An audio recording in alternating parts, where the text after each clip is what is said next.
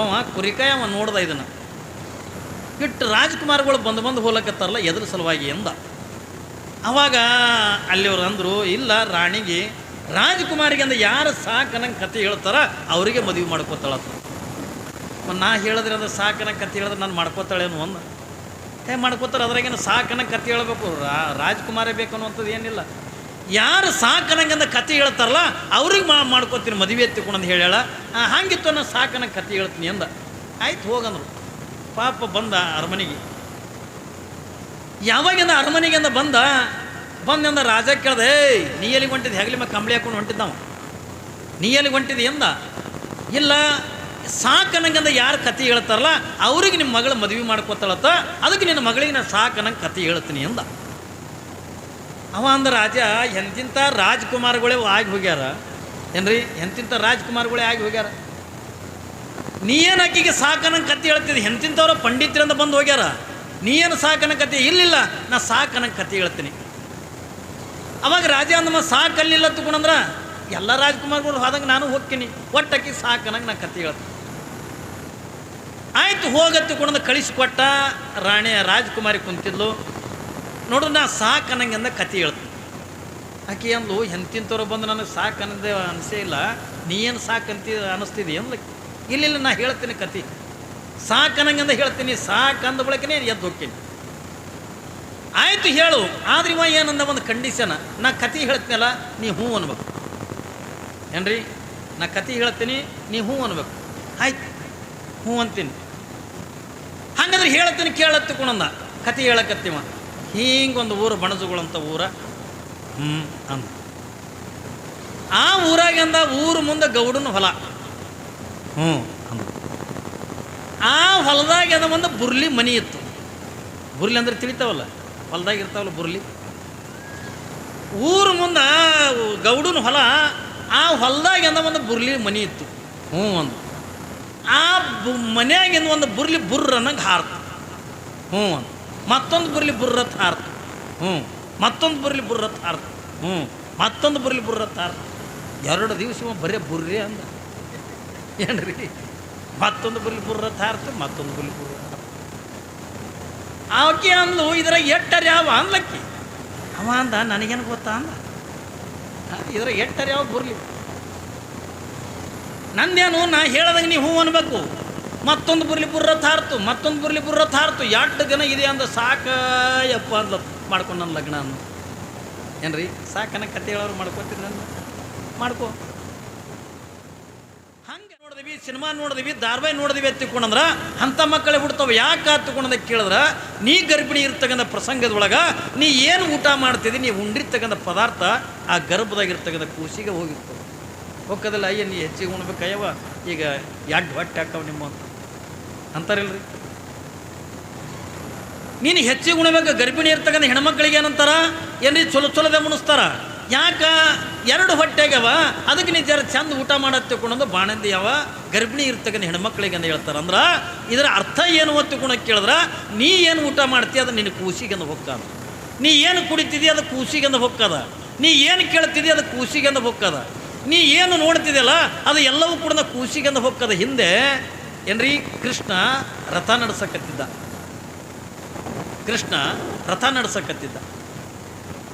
ಯಾವಾಗಿಂದ ಕೃಷ್ಣ ರಥ ನಡೆಸಕತ್ತಾನೆ, ಆ ರಥದೊಳಗಿಂದ ಹಿಂದೆ ಯಾರು ಕೂತಾರ ತಗೊಂಡ ಕೇಳಿದ್ರೆ ಸುಭದ್ರೆ ಕೂತಾಳೆ ಏನ್ರಿ. ಕೃಷ್ಣನ ತಂಗಿ ಸುಭದ್ರೆ ಕುಂತಾಳ. 8 ತಿಂಗಳು ಗರ್ಭಿಣಿ ಅದಾಳ. 8 ತಿಂಗಳು ಗರ್ಭಿಣಿ ಅದಾಳ. ಮುನ್ನೋಡಿಂದ ಕೃಷ್ಣ ರಥ ನಡೆಸಕತ್ತಾನೆ. ಹಿಂದೆ ರಥದೊಳಗಿಂದ ಗರ್ಭಿಣಿ ಆಗಿರ್ತಕ್ಕಂಥ 8 ತಿಂಗಳ ಗರ್ಭಿಣಿ ಆಗಿರ್ತಕ್ಕಂಥ ಯಾವ ಸುಭದ್ರೆ ಕೂತಾಳೆ. ಕೃಷ್ಣ ಒಂದು ಕತೆ ಹೇಳಕತ್ತಿದ್ದ ಏನ್ರಿ. ಕತೆ ಹೇಳಕತ್ತಿದ್ದ ಎದರದು, ಚಕ್ರವ್ಯೂಹವನ್ನು ಹೆಂಗೆ ಪ್ರವೇಶ ಮಾಡಬೇಕು ಅನ್ನುವಂಥ ಕತೆ ಹೇಳಕತ್ತಿದ್ದ. ಯಾರಿಗೆ? ಸುಭದ್ರೆಗೆಂದ ಹೇಳಕತ್ತಿದ್ದ. ಯಾವಾಗಿಂದ ಸುಭದ್ರೆಗೆಂದ ಕತೆ ಹೇಳುವಂಥ ಪ್ರಸಂಗದೊಳಗೆ ಕತೆ ಹೇಳೋರಿಗೆಂದ ಹ್ಞೂ ಅಂದ್ರೆ ಭಾಳ ಇಂಟ್ರೆಸ್ಟ್ ಬರ್ತದೆ ಕತೆ ಹೇಳೋರು. ಯಾಕ್ರಿ? ಹ್ಞೂ ಅನ್ಬೇಕು. ಹಿಂಗೊಂದು ಊರಿತ್ತ ತಿಳ್ಕೊರಿ, ಹ್ಞೂ ಅನ್ಬೋದು. ಹಿಂಗಂದ್ರೆ ನಮ್ಮಲ್ಲಿ ಹೋಗ್ಬೇಕು ರಾಣಿ, ಯಾರು ನನಗೆ ಸಾಕು ನಂಗೆ ಕತೆ ಹೇಳ್ತಾರ ಅವರಿಗೆ ಲಗ್ನ ಮಾಡ್ಕೋತೀನಿ ಅನ್ಲತ್ತು. ಯಾರು ಸಾಕು ನಂಗೆ ಕತೆ ಹೇಳ್ತಾರಲ್ಲ ಅವರಿಗೆ ಮದುವೆ ಮಾಡ್ಕೋತೀನಿ. ಎಲ್ಲ ರಾಜ್ಕುಮಾರ್ಗಳು ಬರೋರು, ಕತೆ ಹೇಳೋರು, ಆಕೆ ಸಾಕಲ್ಲಿಕ್ಕಿಲ್ಲ ಬಿಡ್ಲಿಕ್ಕಿಲ್ಲ, ಒಂದಿನ ಹೇಳಿದ್ರು 2 ದಿನ ಹೇಳೋರು, ಎಷ್ಟು ಕತೆ ಹೇಳಿದ್ರು ಒಟ್ಟು ಸಾಕೆ ಅಂತಿದ್ದಿಲ್ಲ. ಒಬ್ಬವ ಕುರಿಕಾಯ ಅವ ನೋಡ್ದ ಇದನ್ನು, ಇಟ್ಟು ರಾಜ್ಕುಮಾರ್ಗಳು ಬಂದು ಹೋಲಕತ್ತಾರಲ್ಲ ಎದ್ರ ಸಲುವಾಗಿ ಎಂದ. ಅವಾಗ ಅಲ್ಲಿವ್ರು ಅಂದರು, ಇಲ್ಲ ರಾಣಿಗೆ ರಾಜ್ಕುಮಾರಿಗೆ ಅಂದ ಯಾರು ಸಾಕನಂಗೆ ಕತೆ ಹೇಳ್ತಾರ ಅವರಿಗೆ ಮದುವೆ ಮಾಡ್ಕೋತಾಳತ್ತ. ನಾ ಹೇಳಿದ್ರೆ ಅಂದ್ರೆ ಸಾಕನಂಗೆ ಕತೆ ಹೇಳಿದ್ರೆ ನಾನು ಮಾಡ್ಕೋತಾಳೇನು ಒಂದು ಮಾಡ್ಕೋತಾರೆ. ಅದ್ರಾಗೇನು ಸಾಕನಂಗೆ ಕತೆ ಹೇಳಬೇಕು, ರಾಜ್ಕುಮಾರೇ ಬೇಕು ಅನ್ನುವಂಥದ್ದು ಏನಿಲ್ಲ. ಯಾರು ಸಾಕನಂಗಂದ ಕತೆ ಹೇಳ್ತಾರಲ್ಲ ಅವ್ರಿಗೆ ಮಾಡ್ಕೋತೀನಿ ಮದುವೆ ಎತ್ತಿಕೊಂಡಂದು ಹೇಳ. ಹಾಗಿತ್ತು ನಾನು ಸಾಕನಂಗೆ ಕತೆ ಹೇಳ್ತೀನಿ ಅಂದ. ಆಯ್ತು ಹೋಗಂದ್ರು. ಪಾಪ ಬಂದ ಅರಮನೆಗೆ. ಯಾವಾಗಿಂದ ಅರಮನೆಗಿಂದ ಬಂದಂದ ರಾಜ ಕೇಳ್ದೆ, ನೀ ಎಲ್ಲಿಗೆ ಹೊಂಟಿದ್ದು? ಹೆಗಲಿ ಮ ಕಂಬಳಿ ಹಾಕೊಂಡು ಹೊಂಟಿದ್ದವ. ನೀ ಎಲ್ಲಿಗೆ ಹೊಂಟಿದ್ದು ಎಂದ. ಇಲ್ಲ ಸಾಕನಂಗಂದ ಯಾರು ಕತೆ ಹೇಳ್ತಾರಲ್ಲ ಅವ್ರಿಗೆ ನಿಮ್ಮ ಮಗಳ ಮದುವೆ ಮಾಡ್ಕೋತಾಳತ್ತ, ಅದಕ್ಕೆ ನಿನ್ನ ಮಗಳಿಗೆ ನಾನು ಸಾಕನಂಗೆ ಕತೆ ಹೇಳ್ತೀನಿ ಎಂದ. ಅವ ಅಂದ ರಾಜ, ಎಂತಿಂಥ ರಾಜ್ಕುಮಾರ್ಗಳೇ ಆಗಿ ಹೋಗ್ಯಾರ ಏನ್ರಿ, ಎಂತಿಂಥ ರಾಜ್ಕುಮಾರ್ಗಳೇ ಆಗಿ ಹೋಗ್ಯಾರ. ನೀ ಏನು ಆಕಿಗೆ ಸಾಕನಂಗೆ ಕತೆ ಹೇಳ್ತಿದ್ದೆ, ಎಂತಿಂಥವ್ರ ಪಂಡಿತರಿಂದ ಬಂದು ಹೋಗ್ಯಾರ, ನೀ ಏನು ಸಾಕನಂಗೆ ಕತೆ? ಇಲ್ಲಿಲ್ಲ ನಾ ಸಾಕನಂಗೆ ಕತೆ ಹೇಳ್ತೀನಿ. ಅವಾಗ ರಾಜ ಅಂದಮ್ಮ ಸಾಕಲ್ಲಿಲ್ಲ ತಗೊಂಡ್ರ ಎಲ್ಲ ರಾಜ್ಕುಮಾರ್ಗಳು ಹೋದಂಗೆ ನಾನು ಹೋಗ್ತೀನಿ, ಒಟ್ಟಾಕಿ ಸಾಕನಂಗೆ ನಾ ಕತೆ ಹೇಳ್ತೀನಿ. ಆಯ್ತು ಹೋಗತ್ತುಕೊಂಡ ಕಳಿಸಿಕೊಟ್ಟ. ರಾಜ್ಕುಮಾರಿ ಕುಂತಿದ್ಲು. ನೋಡ್ರಿ ನಾ ಸಾಕನಂಗೆ ಅಂದ ಕತೆ ಹೇಳ್ತೀನಿ. ಆಕೆ ಅಂದ್ಲು, ಎಂತಿಂಥವ್ರು ಬಂದು ನನಗೆ ಸಾಕನ್ನದೇ ಅನಿಸೇ ಇಲ್ಲ, ನೀ ಏನು ಅನ್ನಿಸ್ತಿದ್ದಿ ಅಂದ್ಲಕ್ಕೆ. ಇಲ್ಲ ನಾ ಹೇಳ್ತೀನಿ ಕತೆ, ಸಾಕನಂಗಂದ ಹೇಳ್ತೀನಿ, ಸಾಕಂದ ಬಳಕನೇ ಎದ್ದು ಹೋಗ್ತೀನಿ. ಆಯಿತು ಹೇಳು, ಆದ್ರೆ ಇವ ಏನಂದ ಒಂದು ಕಂಡೀಷನ್, ನಾ ಕತೆ ಹೇಳ್ತೀನಲ್ಲ ನೀ ಹ್ಞೂ ಅನ್ಬೇಕು ಏನ್ರಿ, ನಾ ಕತೆ ಹೇಳ್ತೀನಿ ನೀ ಹ್ಞೂ ಅನ್ಬೇಕು. ಆಯ್ತು ಹ್ಞೂ ಅಂತೀನಿ. ಹಾಗಾದ್ರೆ ಹೇಳ್ತೀನಿ ಕೇಳತ್ತಿಕೊಂಡ ಕತೆ ಹೇಳಕತ್ತಿವ. ಹಿಂಗೊಂದು ಊರು ಬಣಜುಗಳಂತ ಊರ ಅಂದ. ಆ ಊರಾಗಂದ ಊರು ಮುಂದೆ ಗೌಡನ ಹೊಲ ಅಂದ. ಆ ಹೊಲದಾಗ ಒಂದು ಬುರ್ಲಿ ಮನಿ ಇತ್ತು. ಬುರ್ಲಿ ಅಂದ್ರೆ ತಿಳಿತಾವಲ್ಲ, ಹೊಲದಾಗ ಇರ್ತಾವಲ್ಲ ಬುರ್ಲಿ. ಊರು ಮುಂದೆ ಗೌಡನ ಹೊಲ, ಆ ಹೊಲದಾಗ ಒಂದು ಬುರ್ಲಿ ಮನಿ ಇತ್ತು. ಅಂದು. ಆ ಮನ್ಯಾಗಿಂದ ಒಂದು ಬುರ್ಲಿ ಬುರ್ರ ಅನ್ನಂಗೆ ಹಾರ್ತು. ಅಂದು. ಮತ್ತೊಂದು ಬುರ್ಲಿ ಬುರ್ರತ್ ಹಾರ್ತು. ಮತ್ತೊಂದು ಬುರ್ಲಿ ಬುರ್ರತ್ ಹಾರ್ತು. ಮತ್ತೊಂದು ಬುರ್ಲಿ ಬುರ್ರತ್ ಹಾರ್ತು. 2 ದಿವಸ ಬರೀ ಬುರ್ರಿ ಅಂದ ಏನ್ರಿ. ಮತ್ತೊಂದು ಬುರ್ಲಿ ಬುರ್ರತ್ ಹಾರ್ತು, ಮತ್ತೊಂದು ಬುರ್ಲಿ ಬುರ್ರ ಹಾರ್ತು. ಆಕೆ ಅಂದ್ಲು, ಇದರ ಎಟ್ಟರೆ ಯಾವ ಅಂದ್ಲಕ್ಕಿ. ಅವ ಅಂದ, ನನಗೇನು ಗೊತ್ತಾ ಅಂದ, ಇದರ ಎಟ್ಟರೆ ಯಾವ ಬುರ್ಲಿ ನಂದೇನು, ನಾ ಹೇಳ್ದಂಗೆ ನೀವು ಹ್ಞೂ ಅನ್ಬೇಕು. ಮತ್ತೊಂದು ಬುರ್ಲಿ ಬುರ್ರತ್ ಹಾರ್ತು, ಮತ್ತೊಂದು ಬುರ್ಲಿ ಬುರ್ರತ್ ಹಾರ್ತು. 2 ದಿನ ಇದೆ ಅಂದ. ಸಾಕಯ್ಯಪ್ಪ ಅಂದ ಮಾಡ್ಕೊಂಡು ನನ್ನ ಲಗ್ನ ಅಂದ ಏನ್ರಿ. ಸಾಕನ ಕತೆ ಹೇಳೋರು ಮಾಡ್ಕೋತೀನಿ ನನ್ನ ಮಾಡ್ಕೋ. ಹಂಗೆ ಕತೆ ಹೇಳೋರಿಗೆಂದ ಹ್ಞೂ ಅನ್ಬೇಕು. ಕೃಷ್ಣ ಕತೆ ಹೇಳಕತ್ತಾನೆ, ಎದ್ರದು ಚಕ್ರವ್ಯೂಹವನ್ನು ಹೆಂಗೆ ಪ್ರವೇಶ ಮಾಡಬೇಕು ಅನ್ನುವಂಥ ಕತೆ ಹೇಳಕತ್ತಾನೆ. ಹಿಂದೆ ಕೂತ್ಕೊಂಡಿಂದ ಸುಭದ್ರ ಹ್ಞೂ ಅಂತಿದ್ಲು. ಯಾವಾಗಿಂದ ಹಿಂಗೆ ಹ್ಞೂ ಅನ್ಕೋತಿಂದ ಕತೆ ಕೇಳ್ಕೊತಿಂದ ಹೋಗುವಾಗ ಒಂದು ಕ್ಷಣ ಏನಾಗಿಬಿಡ್ತಲ್ಲ ಎತ್ಕೊಂಡು ಕೇಳಿದ್ರೆ, ಯಾವಾಗಿಂದ ಸುಭದ್ರ ಹ್ಞೂ ಅಂತಿದ್ಲಲ್ಲ, ಒಂದು ಕ್ಷಣ ಆ ಸಣ್ಣ ಬಂತು ದನಿ ಏನ್ರಿ, ಸಣ್ಣ ಬಂತು. ಹ್ಞೂ ಅಂತಕ್ಕಂಥದ್ದೇ ಅದು ಸುಭದ್ರ ಧ್ವನಿಯಾಗಿದ್ದಿದ್ದಿಲ್ಲ, ಸಣ್ಣ ಬರ್ಲಕ್ಕತ್ತು. ಯಾವಾಗಿಂದ ಕೃಷ್ಣ ವಿಚಾರ ಮಾಡ್ತಾನೆ, ಸುಭದ್ರ ಕತೆ ಕೇಳ್ಕೊತಂದು ಮೊದಲೇ ತುಂಬ ಗರ್ಭಿಣಿ, ರಥದಾಗಿಂದ ಹೊಂಟಾಳಲ್ಲ, ಹಿಂಗೆ ತೊಟ್ಟಲ್ದಾಗ ಹಾಕಿಂದ ತೂಗದಂಗೆ ಆಗ್ಯದ, ನಿದ್ದೆ ಹತ್ತಿದೇನಂತೆ ಕುಣಂದು ಒಂದು ಕ್ಷಣ ಅಂದ. ಯಾವಾಗಿಂದ ಕೃಷ್ಣ ಹಿಂದಕ್ಕೆ ತಿರುಗಿ ನೋಡ್ದ. ಯಾವಾಗಿಂದ ಕೃಷ್ಣ ಹಿಂದಕ್ಕೆ ತಿರುಗಿ ನೋಡ್ದ, ಅವಾಗ ಸುಭದ್ರೆಗಿಂದ ಆನಂದ ನಿದ್ದೆ ಹತ್ತಿತ್ತು ಏನ್ರಿ. ಆನಂದ ನಿದ್ದೆ ಮಾಡಕತ್ತಿದ್ದ. ಯಾಕೆ, ರಥದಾಗಿಂದ ಕುಂತಾಳ, ತುಂಬ ಗರ್ಭಿಣಿಯಾದ ಆಳ. ಹಿಂಗೆ ರಥ ಹೆಂಗಂದ ಹೋಗ್ಕದಲ್ಲ, ಹಂಗಂಗೆ ತೊಟ್ಟಲ್ದಾಗ ಹಾಕಿಂದ ತೂಗದಂಗೆ ಆಗಿಬಿಟ್ಟದ. ಅವಾಗಿಂದ ಸುಭದ್ರೆಗಿಂದ ಜೋರು ನಿದ್ದೆ ಹತ್ತಿಬಿಟ್ಟದ, ಆನಂದ ನಿದ್ದೆ ಹತ್ತಿಬಿಟ್ಟು. ಮತ್ತು ಸಣ್ಣ ಧ್ವನಿ ಬರ್ತಿತ್ತಲ್ಲ ಹ್ಞೂ ಅನ್ನೋದು ಏನ್ರಿ. ಸಣ್ಣ ಧ್ವನಿ ಬರೋದು ಯಾರ್ದು ಒತ್ತುಕೊಂಡ ಕೇಳಿದ್ರೆ ಏನ್ರಿ, ಗರ್ಭದೊಳಗಿರ್ತಕ್ಕಂಥ ಏನು ಅಭಿಮನ್ಯು ಅಂತಕ್ಕಂಥ ಏನು ಹುಡ್ತಾನಲ್ಲ, ಆ ಅಭಿಮನ್ಯುಂದಾಗ ಹೊಟ್ಟೆಗೆ ಕೂತ್ಕೊಂಡಂದ ಕೃಷ್ಣನ ಕತೆ ಕೇಳಂದ ಹ್ಞೂ ಅಂತಿದ್ನತ್ತ ಏನ್ರಿ. ಹ್ಞೂ ಅಂತಿದ್ದ ಯಾರು, ಗರ್ಭದೊಳಗಿರ್ತಕ್ಕಂಥ ಕೂಸ ಹ್ಞೂ ಅಂತಿತ್ತದ. ಇದರ ಅರ್ಥ ಏನು ಒತ್ತುಕೊಂಡು ಕೇಳಿದ್ರೆ, ನೀವು ಏನು ಕೇಳ್ತೀರಿ ಅದೆಲ್ಲವೂ ಕೂಡ ಕೂಸಿ ಮುಡ್ತದೆ. ನೀವು ಏನು ಉಣ್ತೀರಿ ಅದು ಕೂಸಿಗೆ ಅಂದ ಮುಡ್ತದೆ. ನೀವು ಏನು ಕುಡಿತೀರಿ ಅದು ಎಲ್ಲವೂ ಕೂಡ ಕೂಸಿಗೆ ಮುಡ್ತದೆ. ನೀ ಏನು ನೋಡ್ತಿಯಲ್ಲ, ನೀ ನೋಡಿರ್ತಕ್ಕಂಥ ಪ್ರತಿಬಿಂಬ ಆ ಗರ್ಭದೊಳಗಿರ್ತಕ್ಕಂಥ ಕೂಸನ್ನು ಕೂಡ ನೋಡ್ತಿರ್ತದೆ. ಅದು ತಲೆಯಾಗಿರಲಿ ನಿಮಗೆ ಏನ್ರಿ. ಅದಕ್ಕಾಗಿಯೇ ನಿಮಗೆ ಏನು ಹೇಳ್ತೀವಿ ಎತ್ತಿಕೊಂಡೋದಕ್ಕೆ ಕೇಳಿದ್ರೆ, ನೀವು ಗರ್ಭಿಣಿ ಇರ್ತಕ್ಕಂಥ ಪ್ರಸಂಗದೊಳಗನಾಯಿತು, ಅದಕ್ಕಿಂತ ಪೂರ್ವದೊಳಗಾಯಿತು, ನೀವೆಲ್ಲ ದಂಪತಿಗಳಿಂದ ನೀವು ಗಂಡ ಹೆಂಡತಿ ಸಂಸ್ಕಾರವಂತರಾಗಿದ್ದರು ಮಾತ್ರ ನಿಮ್ಮ ಗರ್ಭದೊಳಗಿಂದ ಸಂಸ್ಕಾರವಂತ ಮಕ್ಕಳು ಹುಡ್ತಾವೆ. ಇಲ್ಲದೇ ಇದ್ರೆ ಹುಡ್ತಾವೇನ್ರಿ? ಯಾವ ಸಂಸ್ಕಾರವಂತರು ಮಕ್ಕಳಿಂದ ಹುಟ್ಟಂಗಿಲ್ಲ. ನಾವು ತಂದೆ ತಾಯಿ ಯಾವ ರೀತಿಯಾಗಿ ಇರ್ತೀವೋ ಆ ರೀತಿಯಾಗಿ ಮಕ್ಕಳು ಹುಡ್ತಾವ ತಿಳ್ಕೊಳಕ್ಕೆ. ಇಲ್ಲಿ ಯಾವ ನಿರ್ಮಲಾದೇವಿ ಮತ್ತು ಜ್ಞಾನರೆಡ್ಡಿ ಇವರು ಸದಾಕಾಲದ ಭಕ್ತಿ ಸಂಪನ್ನರಾಗಿದ್ದರು.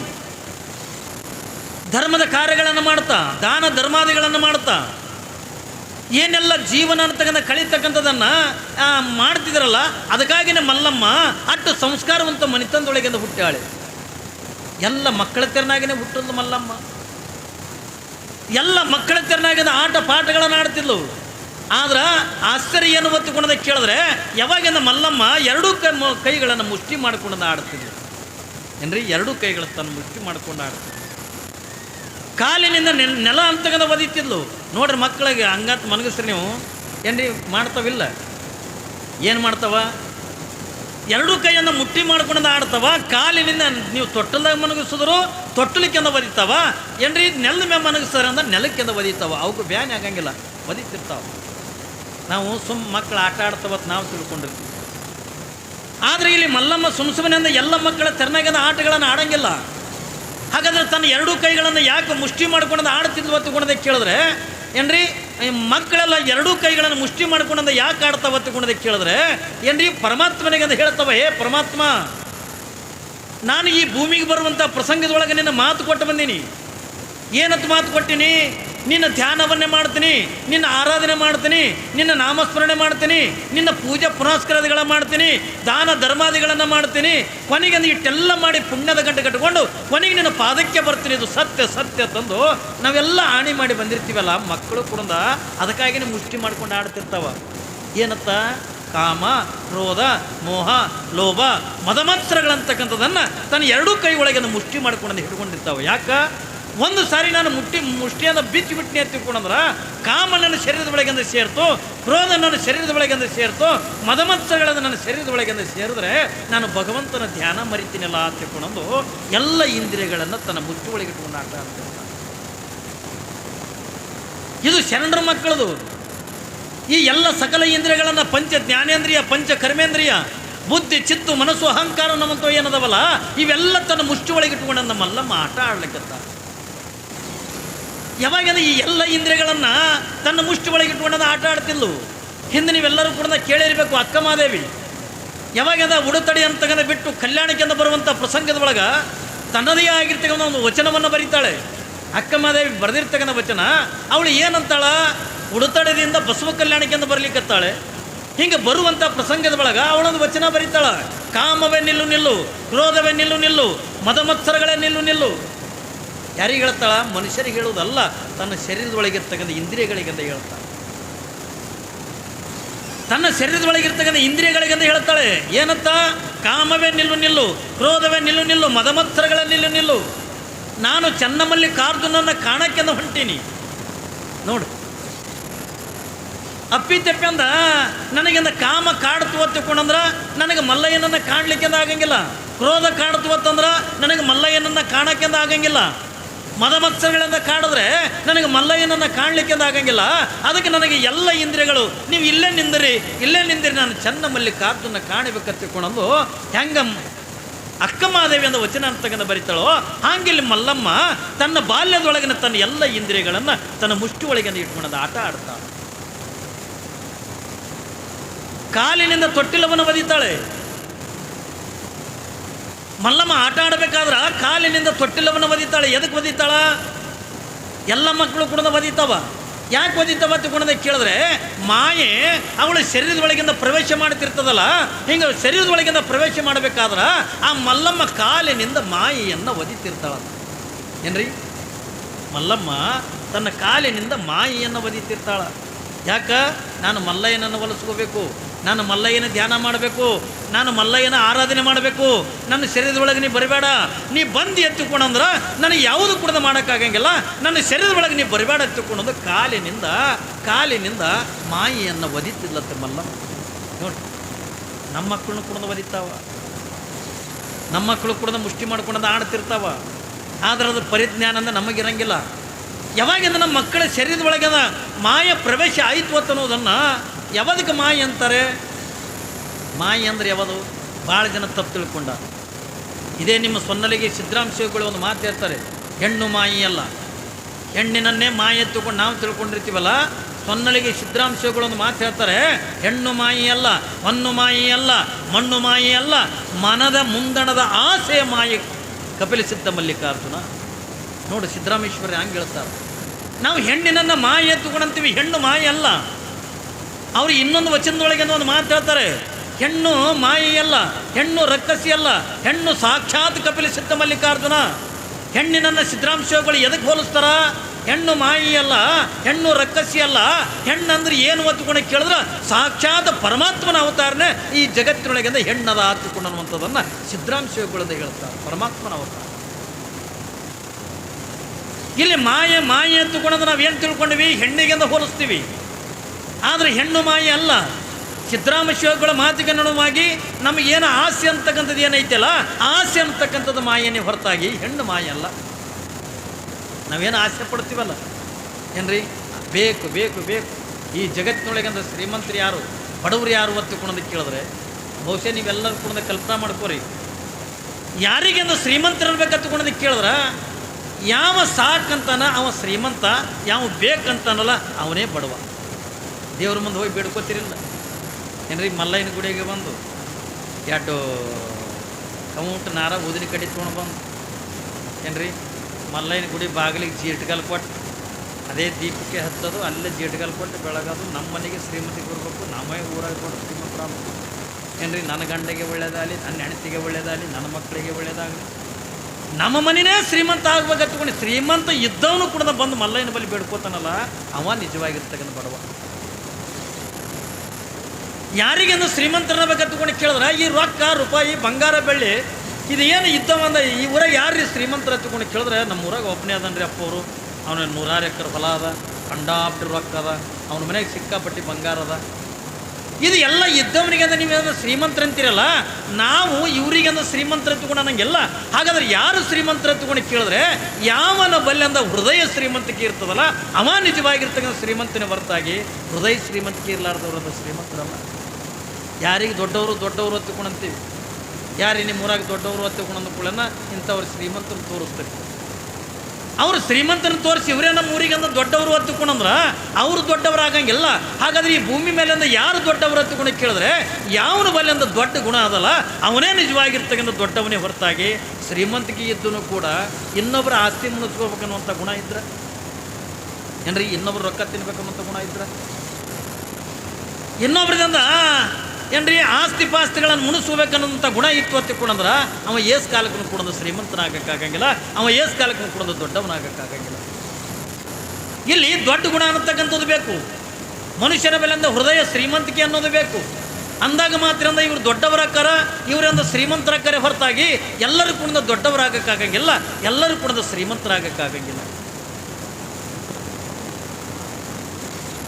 ಇಲ್ಲಿ ನಾವು ಎದಕ್ಕೆಂದು ಆಸೆ ಪಡ್ತೀವಿ ಹತ್ಕೊಂಡು ಕೇಳಿದ್ರೆ ಏನ್ರಿ, ನಾವು ಇನ್ನೂ ರೊಕ್ಕ ಬೇಕು ಏನ್ರಿ, ಬಂಗಾರ ಬೇಕು, ಆಸ್ತಿ ಬೇಕು, ನಮಗೆಲ್ಲನೂ ಕೂಡ ಬೇಕು ಹೊತ್ತುಕೊಂಡು ಅನ್ನುವಂಥದ್ದು ಏನೈತಲ್ಲ ನಾವು ಎಂದೂ ಕೂಡ ದೊಡ್ಡವರಾಗಕ್ಕಾಗಂಗಿಲ್ಲ.